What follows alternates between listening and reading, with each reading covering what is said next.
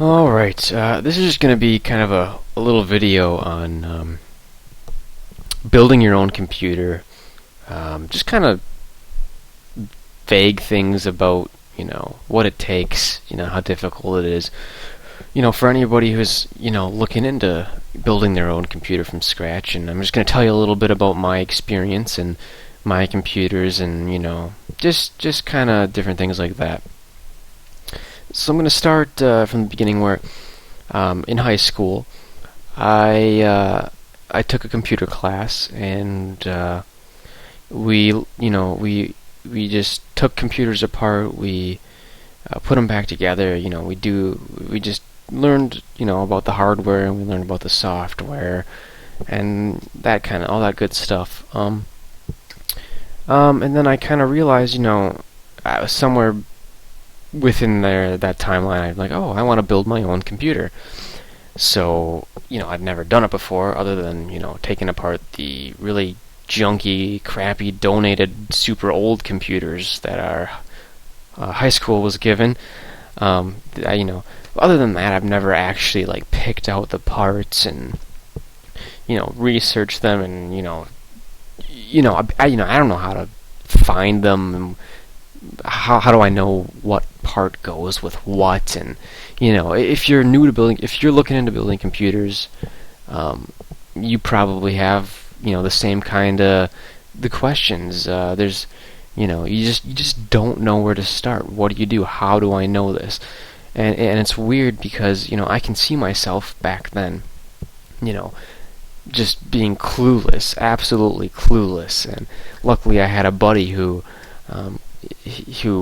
was very experienced with building computers, and I basically just told him to find all the parts that were, I'm like, this is what I want, just find all the parts that are compatible, and then just send me the link, and I'll see if it looks good.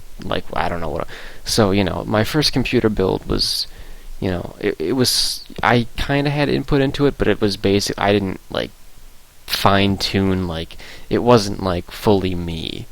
I built the whole thing, yes, but I didn't, choose all the parts, independently, because I just didn't know what I was doing.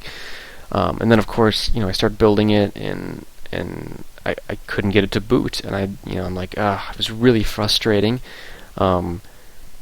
Luckily I brought the computer into my computer repair class in because I was still in that class in high school, and all the students and the teacher, they helped me get it working. It was just one simple thing that I forgot to plug in. But without that class, I wouldn't have had any concept of what I was doing, and I wouldn't have been able to do it at all, as far as I know. So I don't. You could probably watch videos and follow guides online. I really think it's best to just have some hands-on experience and stuff like that to building a computer before you actually dive in, because you got to know what you're getting into. You got to pick out all the parts. You got to know what's compatible. You can't. You really you can't put it together if you don't know what you're doing. It's not like there's an instruction manual. You're just buying all the parts independently from different manufacturers, and there's just literally no instruction manual for putting it together. There's vague things, like the case will come with instructions of how to mount a motherboard, but it'll have instructions for all the 3 or 4 different types of motherboards that there are out there. So you got to know what fits in your case. You got to get the right case. You got to know which one you're installing. You got to follow those instructions, and then there's all the other parts, and each part is different, and you just kind of have to know what you're doing to be able to do it. Like I said, the first time around, I wasn't quite experienced enough, but I think you kind of have to, just get as much information, about it as you can, and just go for it. And, if you have trouble, you're going to have trouble. There's no doubt you're going to run into some issues the first time around. It's going to take a long time, and it's going to take hours, and you're going to get frustrated, and everybody's got to have a first time. Immediately after I finished my first computer, I just, I was just like, wow, I could literally do this again in like, a half an hour if I were to if I were to be able to do it again, I could literally do it like in a half an hour. Like because you have all that knowledge now, all of a sudden you know how to do it. Anyways, so I've used that computer for 5 years, and I originally built it to basically be future-proof. It was better than anything you could get in the store, stock. At that time, it was a very powerful computer for the time, and up until 5 years later, I was still using it, and it was still a very good computer. But thing is, I'm in school now, and there's I'm doing a lot of video editing, lots of graphics intensive programs and stuff like that. And I figured, you know what? I mean, my computer is 5 years old. That's pretty old for a computer generally. I'd like to get something a little bit fresher, a little bit more powerful for school, and it'd be a lot more easier. So I decided to do it, and I researched parts for weeks. I really did, and I just tried to find the best deals I could, and trying to find the best parts. And I was really surprised to find that it was 5 years later, but I knew what I was doing. I knew what I was looking for. I knew what would be compatible, and it was just it was interesting to compare that to my past self, who didn't know, I didn't know, but now it's just so clear. And I got all the parts, and I got them, and I put it together, and since it had been 5 years and this was a different build, it did take me a little while to put together. It took me a few hours, but I didn't have any issues. It booted the first time I tried, and I'm really happy with it. I really feel like this computer is a real powerhouse, more so than I did with my last build. I designed it again to be very much so future-proof. It's incredibly powerful. I went with AMD this time, and I never ever thought I would go with AMD ever in a million years.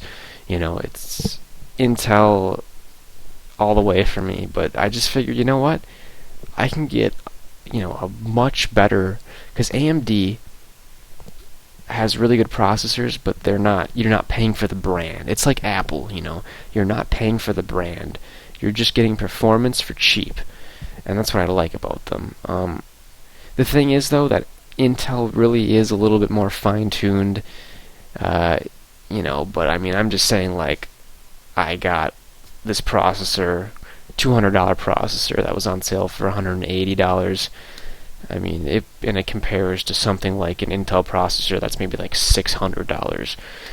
So that's pretty good.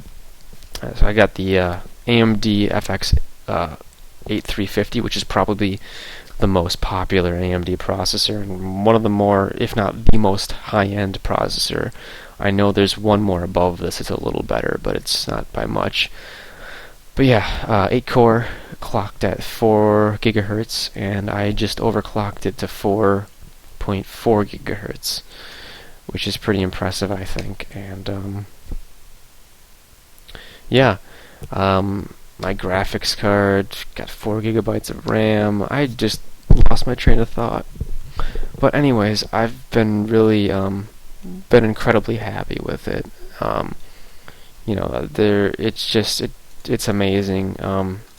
It's just everything you do is instantaneous. Like, a lot to do with my solid state drive. I got one of the best top of the line Samsung Evo solid state drives, and it's just solid state is just the way of the future. Like, I would never ever use a computer or get a computer that didn't have a solid state drive. Every computer I get, if it doesn't have one, I immediately I buy one, because it's just unbelievably worth it. I mean, I never ever have to see the loading bar.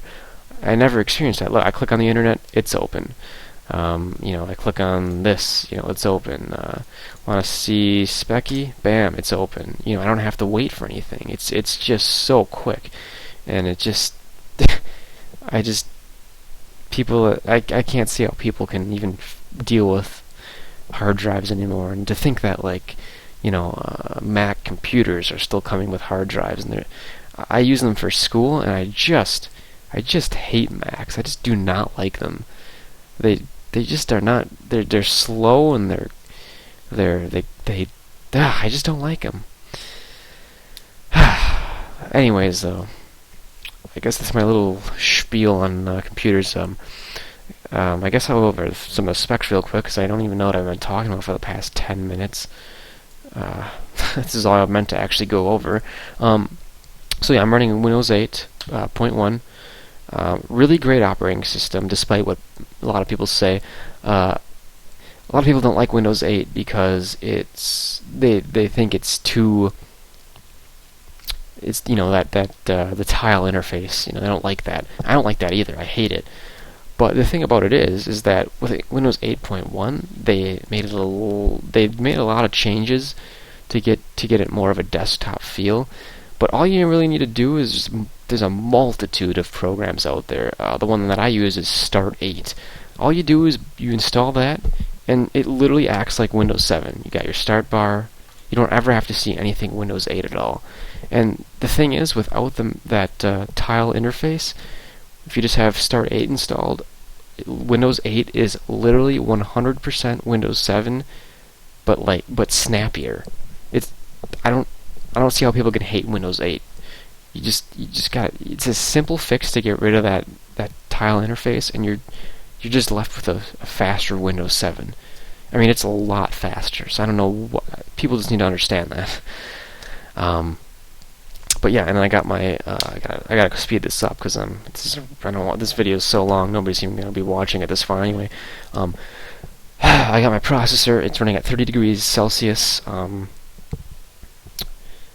That's that's excellent because it's overclocked right now by 400 megahertz, and it's still 30 degrees.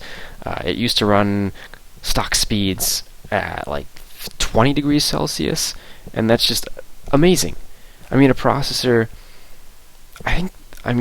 hot, like as much as they can probably take, I'd say 65 degrees Celsius is like the max a processor should take, which I think, what is that, like 150 degrees Fahrenheit? But no, mine runs at like 30 to 40 degrees Celsius when it's overclocked, which is like 80. That's like 100 degrees Fahrenheit. That's really good, and it's all to do with, and moving on, and also moving on to my next subject, all to do with my water cooler. I'm very proud of that. My computer is water cooled. Instead of a fan, water circulates the CPU, and it's water cooled. It's cool. Nobody has that, right? Except for high-end people like me. And again, another thing I'm very proud of is I have 16 gigabytes of RAM. I had 4 in my old computer, and that was a big reason for upgrading, just getting a whole new computer, because that was good for its time, but I needed some more things. I just have so much stuff open at all times, and 4 gigabytes was not enough. It was slowing down my computer. So I decided to really future-proof myself and not just go for 8, but go to 16, and that's amazing. I mean, I barely ever go over like 50 or 60% of RAM. I've never maxed it out, which is awesome. Yeah. So let's see what else. Too minor. I guess there's not that much. There's much more to say. I think I did have a few things, but it's just too long anyway of a video. So let's just wrap it up real quick. If you want to build a computer, go for it. Just know that you're probably going to be frustrated if you don't have any experience, but it's just all part of the fun. You're going to have to go through that sometime. If you have any questions about anything, you can ask me. I'll be happy to answer your questions. But just give it a go. It's definitely worth it. It's definitely satisfying to build your own computer. And you can get a lot out of it. So thanks for watching, and you know what? Don't subscribe for more, because I don't want to be one of those people. Don't like. You can comment. Don't like, but don't subscribe, because everybody says to like and subscribe, and I'm not gonna be one of those guys. I'm not gonna be that guy. So yeah, thanks for watching.